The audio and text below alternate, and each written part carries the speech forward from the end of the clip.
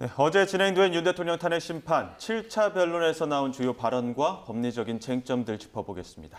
네, 또 대전에서 사망한 초등학생 사망 사건 풀어가야 할 지점들이 무척 많습니다. 이야기 나눠보도록 하겠습니다. 오늘은 손수호 변호사, 이경민 변호사 함께합니다. 어서 오십시오. 네, 안녕하세요. 먼저 어제 열린 7차 변론기일 총 4명의 증인이 출석했는데 이 부분도 짚어보겠습니다. 핵심 증인들이 많이 나왔습니다. 두 분 어떻게 보셨는지 일단 간략히 총평부터 해주시죠. 네, 보통 방송에 출연해서 다른 사건, 직접 담당하지 않는 사건에 대한 이야기를 하는 게 상당히 조심스럽습니다. 예. 왜냐하면 정확한 사실관계를 파악하기 어려워서 그래요. 또한 증거도 잘 모르고 또한 재판이 진행되는 분위기도 잘 모르기 때문입니다.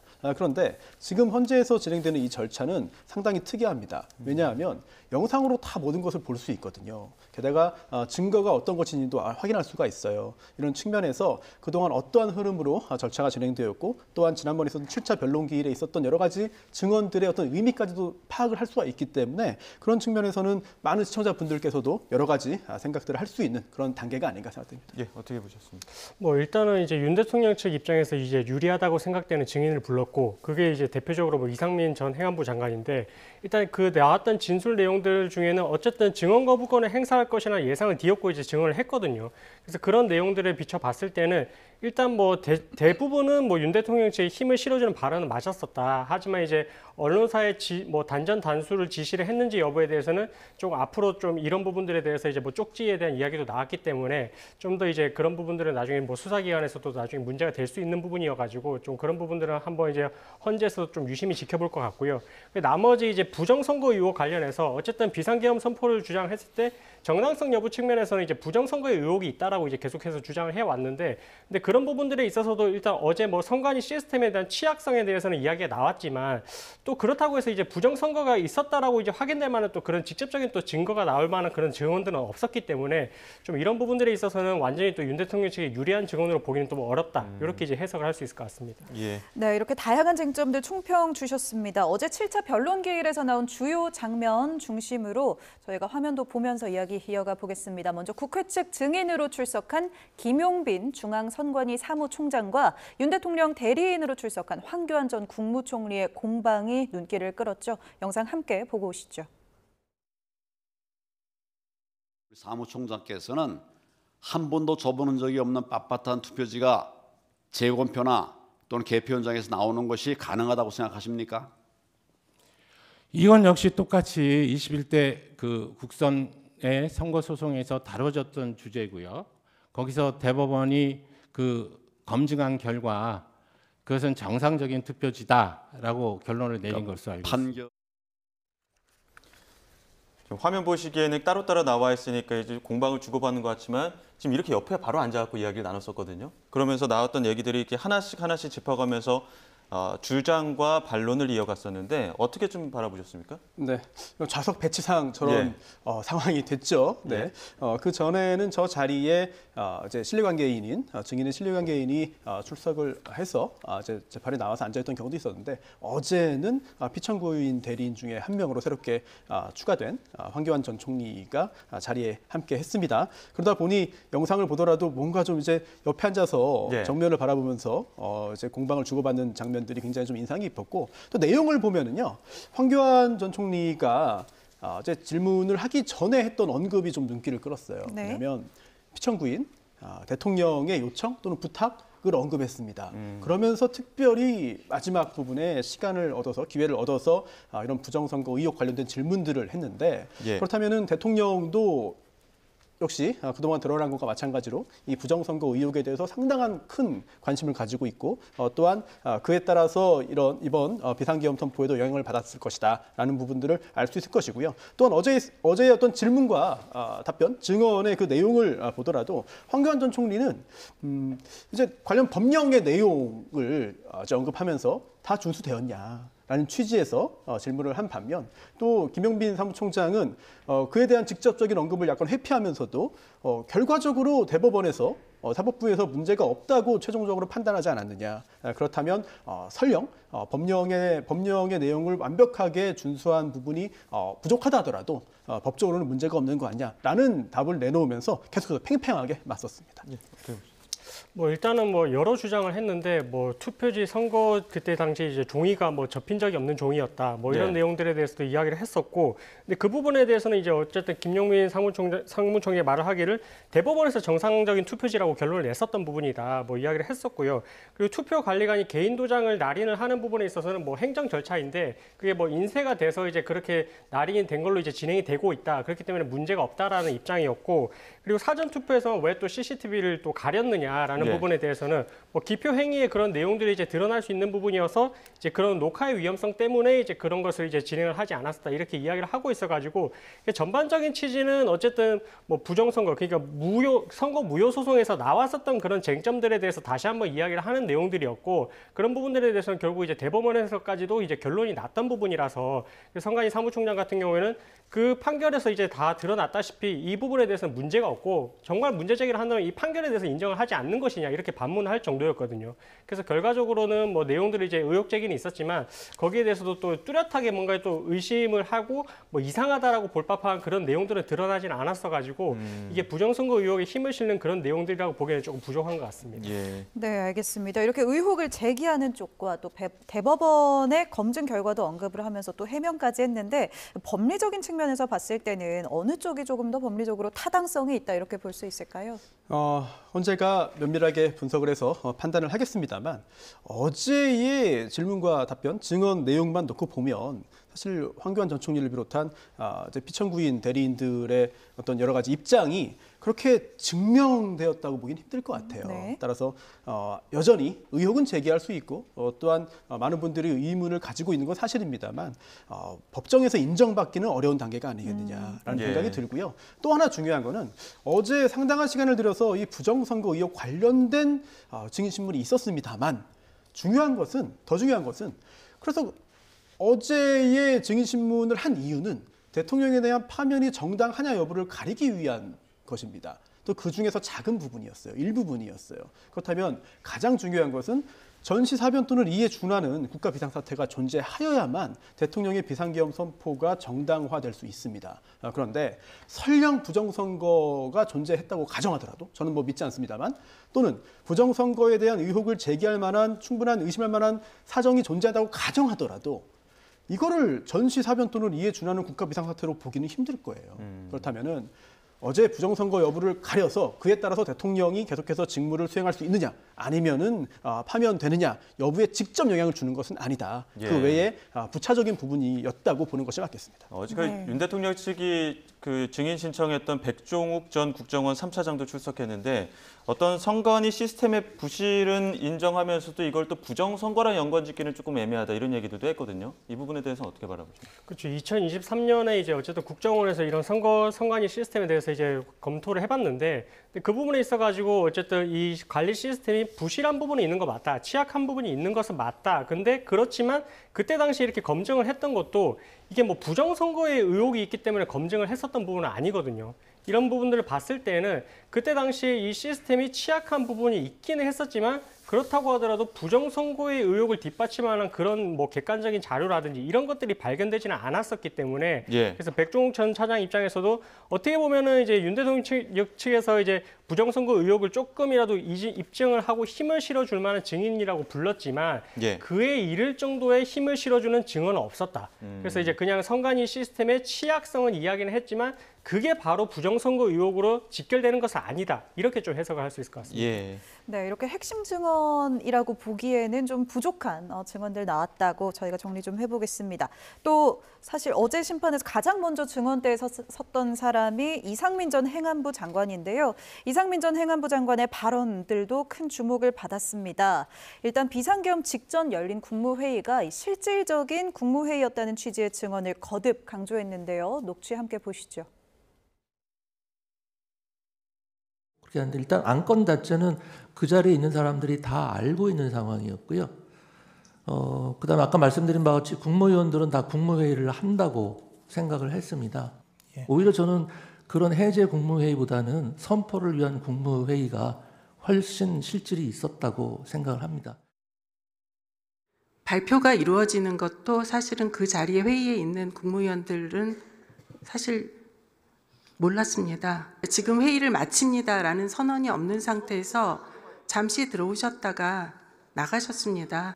저는 국무회의라고 보기는 어렵다고 생각합니다. 그 국무회의 자체가 많은 절차적, 실체적 흠결을 가지고 있었다 그렇게 생각하고요. 국무회의를 명분으로 국무위원들이 모여서 좀 더 많은 국무위원이 반대하고 국회에 나갔을 때랑은 다르게 이상민 전 장관 어제는 적극적으로 변론에 임했고요. 지금까지 경찰 진술에서 알려진 것과는 또 다른 진술을 했고 또 다른 국무위원들이 이야기한 것과는 또 배치되는 이야기를 했거든요. 이 부분은 어떻게 좀 보셨습니까? 일단은 그 비상계엄을 선포를 하기 위해서는 국무회의를 거쳐야 된다고 헌법에서 명시를 하고 있습니다. 그래서 이제 뭐 실질적인 요건도 이 계엄을 선포를 할 수 있는 상황이 돼야 되는 것도 맞지만 절차적인 또 정당성도 가져야 되는 부분이 맞거든요. 근데 그 부분이 이제 국무회의 심의인데, 근데 이 심의의 과정이 아마 이제 국무위원들은 그동안에 이제 뭐 몇백 차례, 뭐 수차례를 했을 거 아닙니까? 그렇게 많이 했을 텐데, 근데 그럼에도 불구하고 이상민 전 행안부 장관은 이게 실질적인 국무회의라고는 했지만, 근데 다른 위원들 같은 경우는 이게 뭐 국무회의인지도 제대로 몰랐다. 그래서 뭐 간담회 정도로 인식을 했다. 이렇게 이야기를 하고 있는 것을 보면 조금은 이제 서로 간에 그동안에 해왔던 국무회의와는 조금 성격이 달랐던 게 아닌가 이렇게 좀 추정을 해볼 수 있을 것 같고요. 그래서 이상민 전 행안부 장관은 나와서 이제 증언 거부권을 철회를 하고서도 이렇게 진술을 한 것을 보면 뭐 윤 대통령 측 입장에서 이제 비상계엄을 위한 국무회의가 제대로 이루어졌다라는 부분에 힘을 실어주기 위한 진술을 한 것 같지만 나머지 국무위원들의 발언까지 종합을 했을 때는 그래도 이게 그동안에 진행됐던 국무회의와는 성격이 좀 다르고 그래서 실체적이고 뭐 어쨌든 절차적으로 이게 국무회의로서의 성격을 가질 수 있는 건지 이런 부분들에 대해서는 조금 재판관들 입장에서도 좀 갸웃하게 되는 그런 부분이 아닌가 이렇게 생각을 하고 있습니다. 특히 또 대통령령 중에 이제 국무회의 규정이라는 게 있거든요. 네. 규정을 보면은 여러 가지 요건들이 기재되어 있습니다. 뭐 의안 제출이라든지 그 후에 심의 절차 등등이 규정되어 있는데 이걸 과연 준수했다고 볼 수 있겠느냐? 저 개인적으로는 전혀 준수되지 않았다고 보는 것이 맞을 것 같고요. 네. 또 하나 이 국무회의 규정의 그 2조의 회의 운영에 대한 원칙이 있는데요. 이 원칙을 보면은 국가의 중요 정책이 전 정부적 차원에서 충분히 심의될 수 있도록 운영되어야 한다. 이런 방침을 천명하고 있습니다. 그런데 과연 이러한 원칙이 준수되었느냐 여부에 대해서도 상당히 부정적인 생각을 할 수밖에 없고요. 특히 어제 이상민 전 장관은 저는 증언하지 않을 것으로 개인적으로 봤습니다. 왜냐하면 그동안 국회에서도 그렇고 여러 차례 본인에 대한 수사가 진행되고 있음을 이유로 해서 증언을 거부했는데 그런데 예상과 달리 적극적인 증언을 했죠. 이런 상황이 사실 좀 예상 외이긴 했는데 그 이유를 좀 생각해 보면은 본인의 형사재판의 유불리만 생각한다면 아무런 증언도 하지 않는 것이 더 유리하지 않았을까라는 생각이 들어요. 또한 그러한 차원에서 그동안 진술을 증언하지 않았던 것으로 보입니다만 하지만 자신의 형사재판뿐만 아니라 이 대통령에 대한 여러 가지 그런 평가에도 직접 영향을 줄 수 있는 부분이기 때문에 본인이 직접 입을 열어서 여러 가지 대통령에게 힘을 실어주는 것으로 보이는 이야기들을 많이 했거든요. 그런데 평가는 좀 다를 수 있을 것 같습니다. 즉 대통령에 대한 충성심 그리고 당시 있었던 상황에 대해서 대통령의 이야기가 맞다는 부분을 이제 강조하는 역할은 했을지 몰라도 본인의 형사재판뿐만 아니라 어제 있었던 헌법재판에 있어서도 워낙에 다른 증거들이 많거든요. 그렇다면 이상민 전 장관이 열심히 증언을 했습니다만 헌법재판소에서 그러한 주장 자체가 사실관계로서 채택될 가능성은 제가 볼 때는 그렇게 높아 보이지는 않습니다. 네, 알겠습니다. 이렇게 이상민 전 장관이 본인의 형사 재판뿐 아니라 이 대통령 탄핵 심판에도 영향을 줄 수 있는 발언들을 어제 했는데요.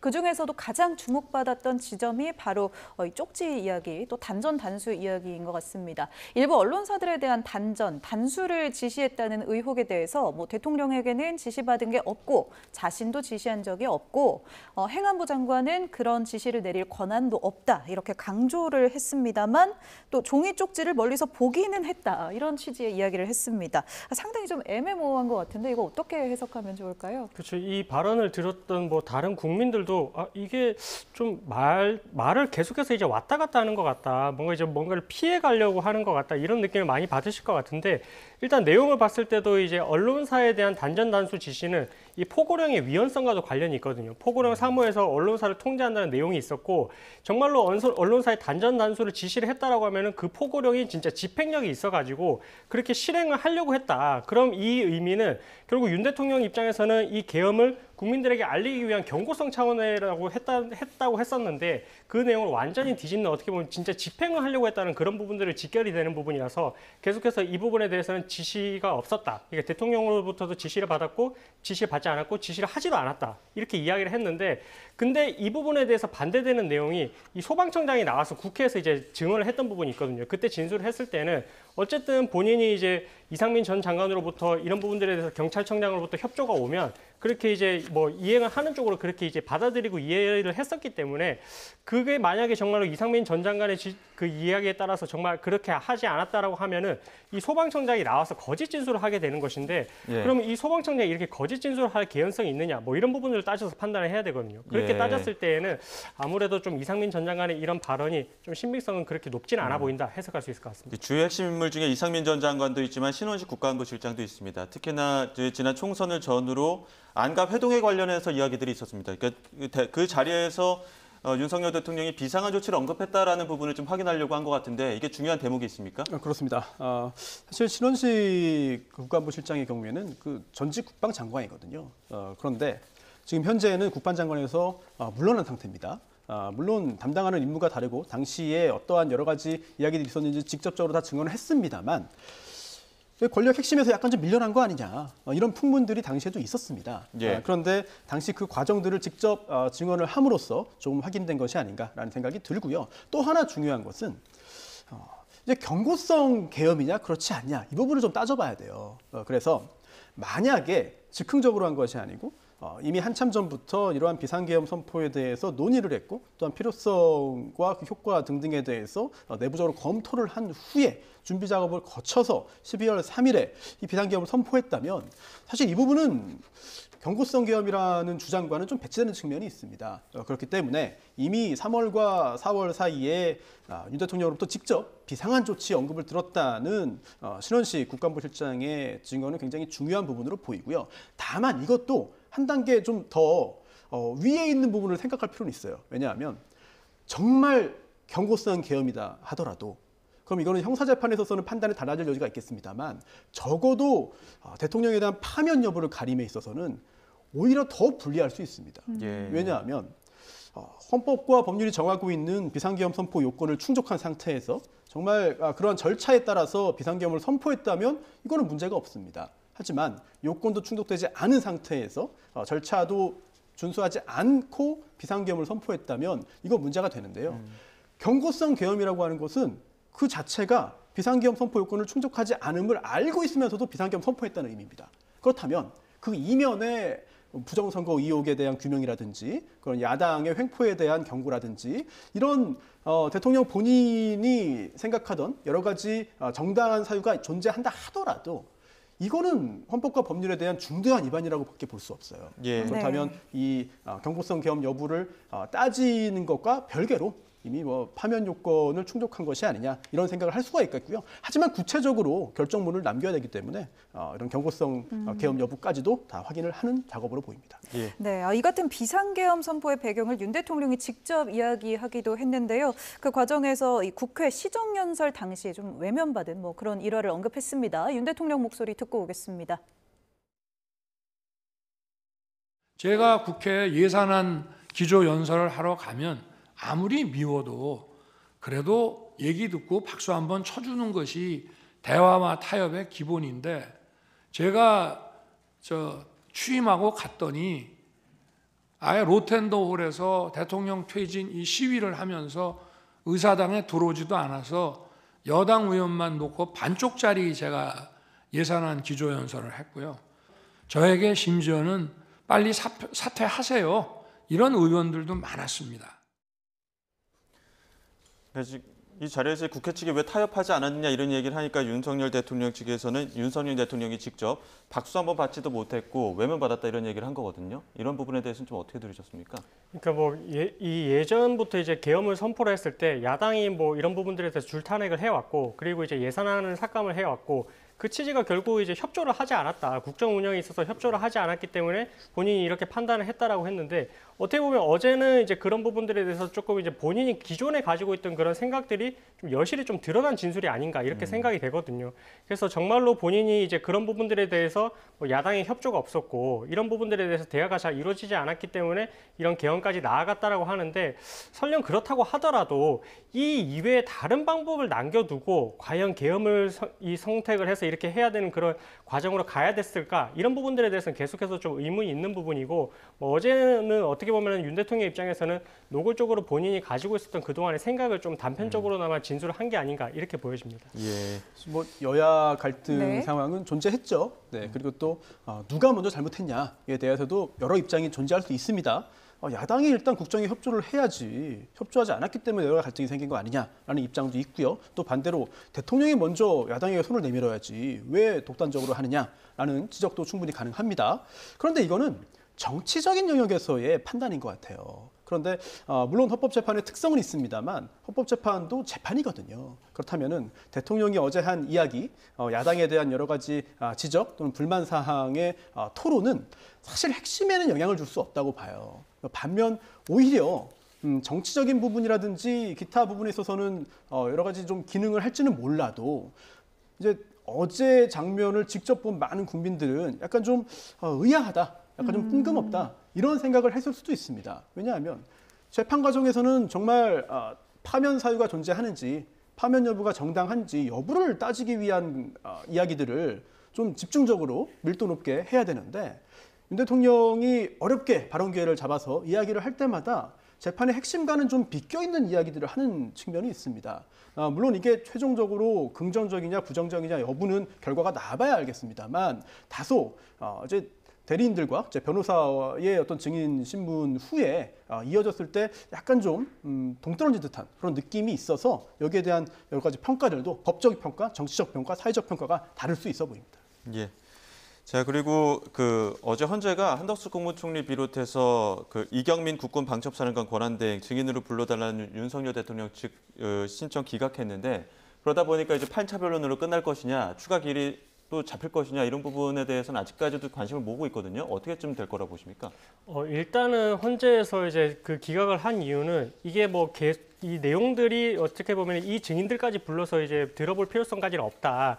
아니면 나머지 부분에 대해서는 이 공범들에 대한 피의자 신문 조사에 대해서도 어쨌든 증거로 채택을 하겠다라는 입장을 밝혔기 때문에 이런 부분들에 대해서는 충분히 다른 증거를 통해 현출된 내용이 있기 때문에 이런 내용들로 판단을 해보겠다 이런 의지를 보여준 거라고 볼 수는 있을 것 같거든요. 예. 근데 이게 어쨌든 8차 변론 기회까지 하겠다라고 했지만 그렇게 이제 종결을 하고 나서도 평의 과정을 거쳐서 추가로 좀 신문이 필요하다라고 생각이 되면 뭐 최상목 권한대행 사건에 있어서도 이제 다시 변론 제기를 했다시피 다시 이제 변론 제기를 해서 뭐 증인 신문을 추가로 또 열 가능성도 있기는 있습니다. 근데 그렇다 하더라도 일주일에 2차례 지금 계속해서 이제 진행됐기 때문에 빠르게 아마 이제 결론이 날 것으로 예상이 되고요. 그래서 일단은 헌재 입장에서는 지금까지 나온 자료들만으로도 판단하기에는 충분하다라고 판단한 것 같고 무엇보다 8차 변론 기일에 나오는 증인이 지금 조성현 지금 수사관이 경비 단장이거든요. 그게 어떻게 보면은 좀 가장 좀 이게 핵심이 될 것 같은데 헌재에서 유일하게 직권으로 지금 이 증인으로 채택을 한 사람이기 때문에 이 부분에 대해서는 결국 이 위헌적인 여부, 그러니까 중대한 파면이 되는 부분에 있어서 이제 판단하는 데 있어서 가장 중요한 쟁점이 될 거라고 지금 재판관들도 보고 있는 것 같고, 그래서 이 부분에 대한 증인 신문까지 마치고 나면 뭐 추가로 다른 뭐 변론 기일을 진행할지 보는 결론을 낼 테지만 아마 이때까지 이제 나온 증인들만으로도 충분하다고 생각을 했기 때문에 기각을 하지 않았나 이렇게 생각하고 있습니다. 일단 내일까지 봐야 된다는 의견이신데요. 네네, 저도 이 변호사님 생각과 같고요. 또 하나 추가하자면은 지금 여러 명의 증인이 나와서 굉장히 많은 국민들이 관심을 갖고 있는 증인신문 절차가 진행이 되었고요. 또한 마지막 단계를 앞두고 있습니다. 그런데 이게 굉장히 의미 있어 보이지만 생각보다 비중이 크지 않을 것 같아요. 왜냐하면 일반적인 형사재판의 경우에는 조서가 증거로 채택되지 않는 경우에 증인신문을 통해서 사실관계도 확정해야 되고 여러 가지 증거 조사 작업을 해야 됩니다. 그런데 증거가 많아요. 그렇다면 증인신문의 비중이 크지 않을 수 있다라는 생각이 들고, 또 하나 특이한 부분은 원래 증인은 본인의 경험 사실을, 뭐 들은 사실, 본 사실 등을 직접적으로 사실을 얘기하는 겁니다. 따라서 의견이나 어떤 입장, 견해, 생각을 묻는 질문을 할 수가 없어요. 그렇게 물어보면은 어제 바로 반대 측에서 이의 제기를 하고 어제 법관도 법정에서 질문하지 말아라. 답 안 해도 된다. 이야기를 하거든요. 그런데 그동안 있었던 증인신문을 보면은 의견, 생각, 입장 아주 자유롭게 물어봅니다. 그리고 적극적으로 또 입장을 이야기합니다. 예. 반대편에서 또 제지하지도 않고요. 또 헌법재판관들이 거기에 대해서 제지하지 않아요. 이런 것을 볼 때 헌법재판의 어떤 특성이 보이는 측면도 있고 또 여기에 더해서 여러 증인들이 사실 아주 객관적인 아주 사실에 기반한 증언을 하지 않을 가능성이 매우 높은 증인들입니다. 예. 이런 부분 역시 헌법재판소가 다 두루 감안할 것으로 보여요. 네, 알겠습니다. 이후의 일정은 사건을 좀 추가적으로 봐야 할 것 같습니다. 이제 주제를 좀 바꿔보겠습니다. 사실 정말 많은 분들이 엊그제 일어난 이 너무나 안타까운 사건에 대해서 많이들 이야기하고 계신데요. 가장 안전해야 할 학교에서 가해자가 교사고 피해자가 학생인 끔찍한 비극이 벌어졌습니다. 변호사님은 사건 어떻게 보셨어요?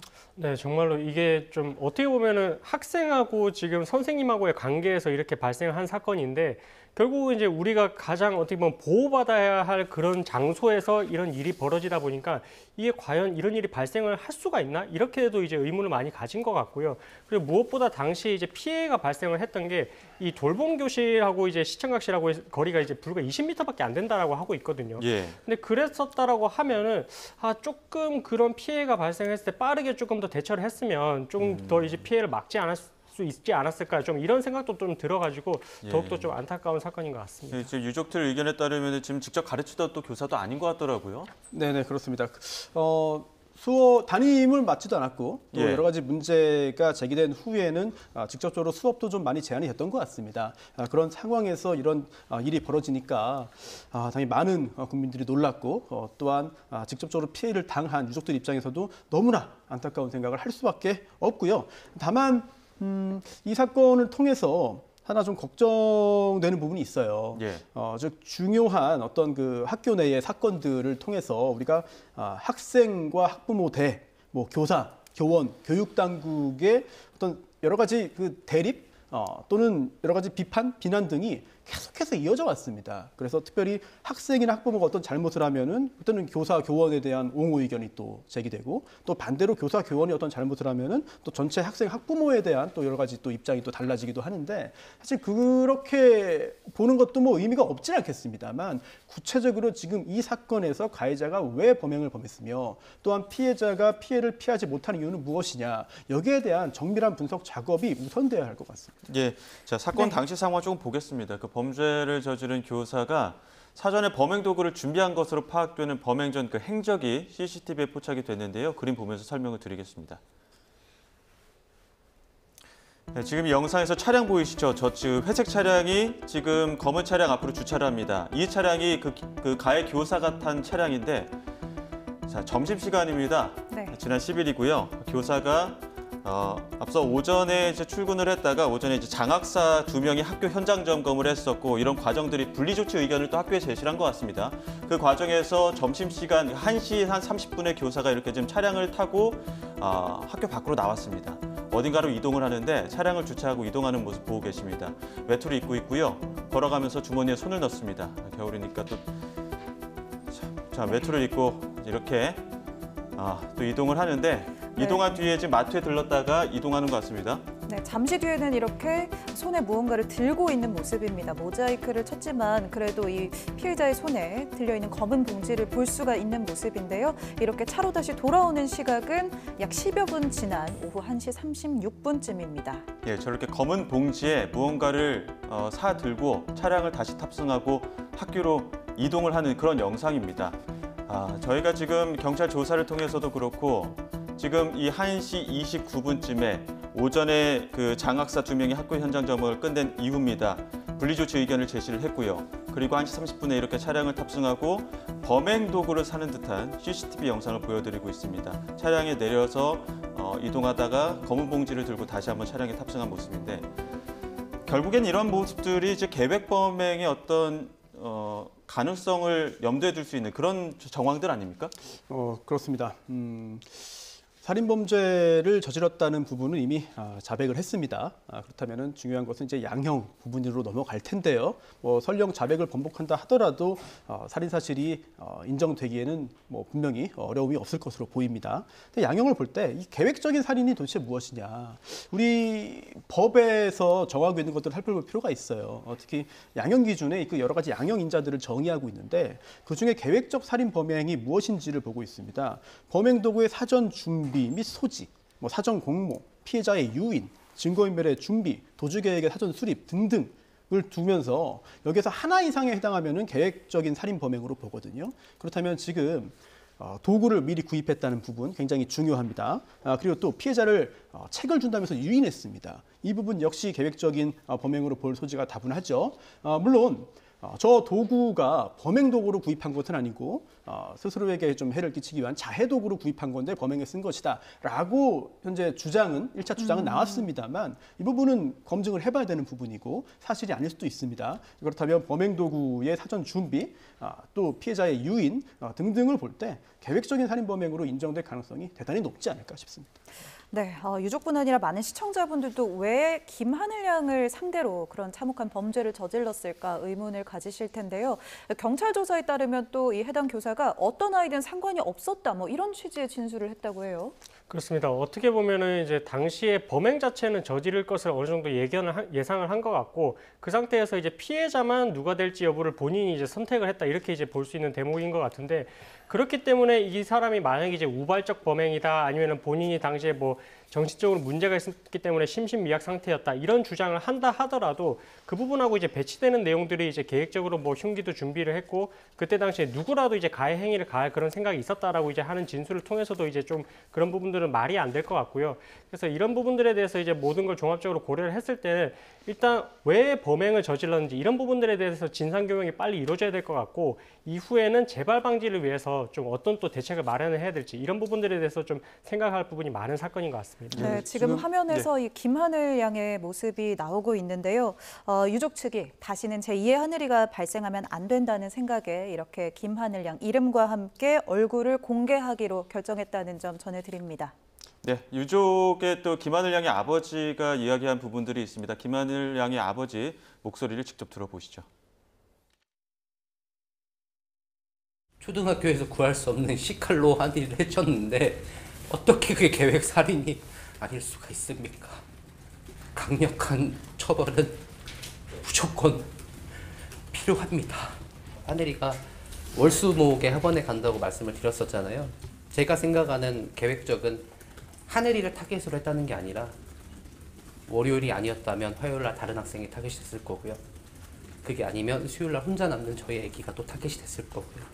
누구라도 범행이 일어났겠지만 하늘이는 친구들을 위해서 앞으로 대한민국에서 살아갈 초등학생들을 위해서 먼저 별이 되었다고 그렇게 저는 하겠습니다. 나라이 하시는 분들 하늘이법 만들어주세요.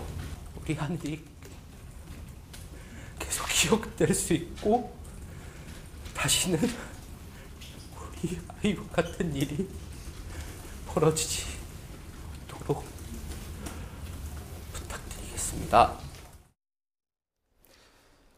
네, 하늘이법을 만들어달라는 하늘이 아버지의 간곡한 또 간절한 목소리였는데 이 목소리가 국회에 닿을지도 한번 지켜봐야 될 것 같습니다.